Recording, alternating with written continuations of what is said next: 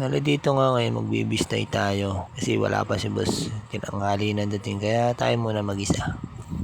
Tsatsagay muna natin kahit medyo mahirap. Bale kalahati lang nilagay kong buhangin para hindi naman siya masyadong mabigat.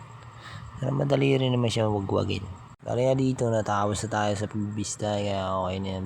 Bale nga dyan kinat ko na rin yung video para hindi na umaba. Pero ang halo pa rin natin yan 3-1 pa rin. Layout lang natin yan kanina. Ang dala. Ang naging lapad niyan 15.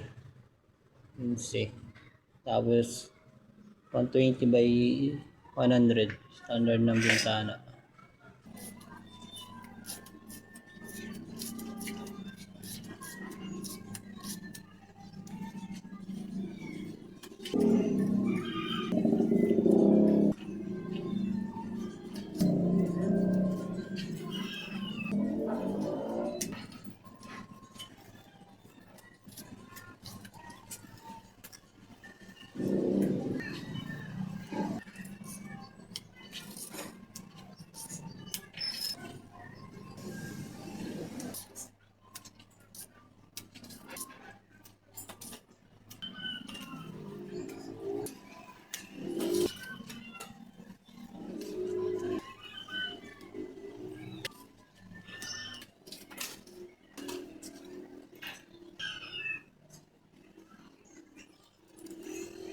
Bale natapos tayo sa kanduan. Iniwan ko muna ilalim. Bale kung gagawin nyo sa bintana, lagi nyo tatanda na standard 120 by 100. Depende na yung lapad niya pagdating na sa layout.